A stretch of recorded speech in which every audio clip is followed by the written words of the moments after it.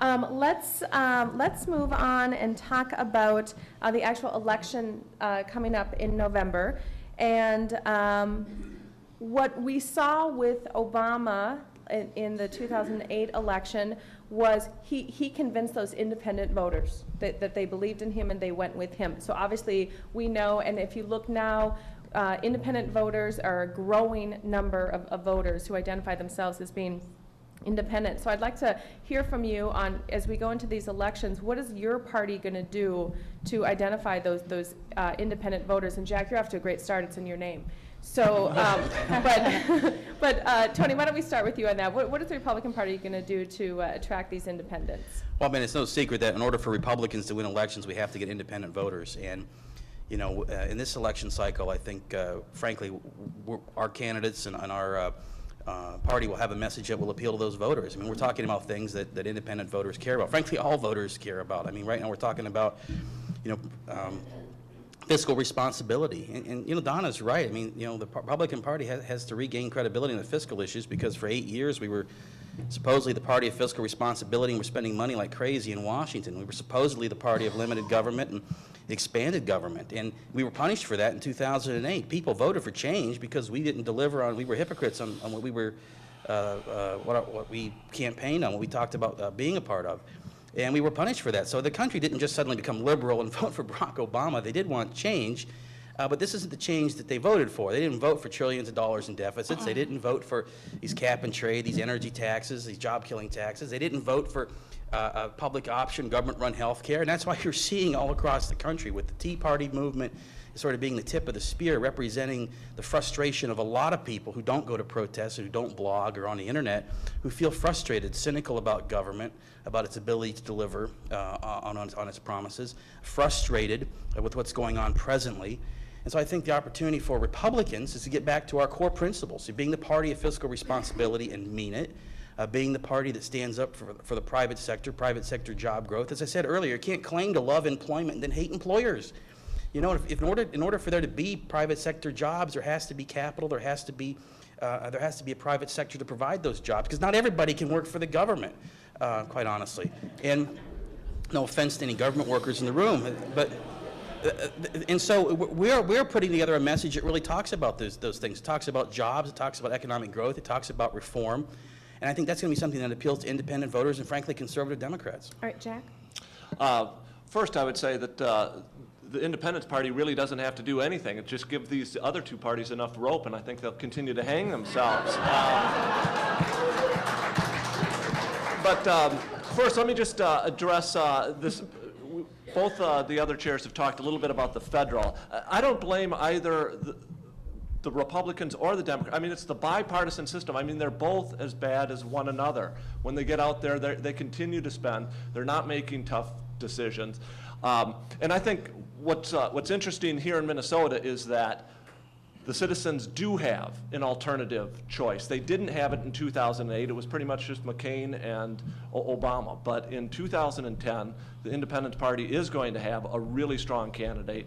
And I think that when they look at the Mark Daytons and their policies on the DFL side, a majority of voters are going to say that's not going to grow the state. And when they look at the Republican candidates, they're going to say, you know what, they don't have enough vision about what it is they want to do on the positive side, and that is the 4-lane freeway for the Independence Party. And I'm absolutely confident that our candidate is going to talk about how we redesign government, how we grow this economy, and that our candidate are going to be and have the policies where the majority of Minnesotans. Donna, we're going to go to you, and then I realize, folks, I never go past 9, and I realize so give us a minute here, we'll get through. So Donna, you finish, we're going to do a poll question, we'll wrap it up. Okay, Jeanette, thank you. Absolutely, independent voters are going to be hugely important in this election. They were in President Obama's election and also in Senator Franken's election. We had one-on-one conversations with those folks about the direction of our state, about the direction of our nation, and we were able to be quite successful along those lines. You know,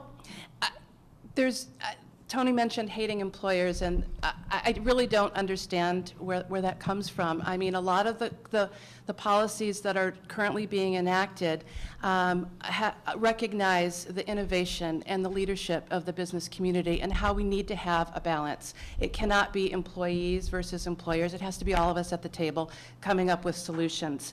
What we need is reasonable regulations. What we've seen with the excesses of Wall Street, we've seen with the skyrocketing healthcare costs. Without some guidelines, the market has not been productive in cost containment, which is hugely important. And so we do need to look for a mix of reasonable government regulation that fosters competition and adheres to labor and environmental standards and does not allow for price discrimination.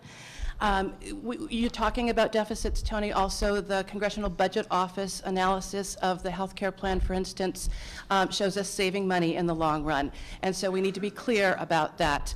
President Obama has loosened up lending to small businesses in order to continue to spur that innovation. And we have great opportunity in the green economy and others in Minnesota. The health care bill also provides tax credits for small businesses, recognizing the stresses and strains that have been put upon small businesses because of the lack of responsibility and regulation in the insurance market. Thank you. Okay, so I would like, we're going to go, this is the last poll here, so that we're doing a party poll, since we don't know yet who the candidates are from each party. So we've got, let's see, the percentages aren't showing up. I'm going to eyeball it. It's about 12-15% Democrat, Republican about 50-some%, and about 25% for the independent. And I'm not there's going to pick someone else altogether to vote for. So those numbers keep moving a little bit. Obviously, this is just kind of interesting. This is more polling to the party. Obviously, when a personality gets involved, that changes that very much. Well, I would like to thank all three of you for being here with us this morning. This was really great. Thank you. I do just, you can stay seated here just for a moment, but just to wrap up, I want to let everybody know that next month, April 9th, our legislative breakfast, we are going to have Congressman Eric Paulson here with us, which is fabulous, so please join us for that, and he'll obviously be talking about the critical issues that are facing lawmakers in Washington, D.C., and share his perspective as a first-term lawmaker, so please join us on that. I would like to, again, thank all of our sponsors, Grand Casino Mille Lacs and Hinckley, thank you very much. Politics Minnesota, Capital Report, Voyager Bank, Swank Audiovisual, Comcast, and Sugar Lake Lodge. Okay, thanks everybody for being here. We'll see you next month.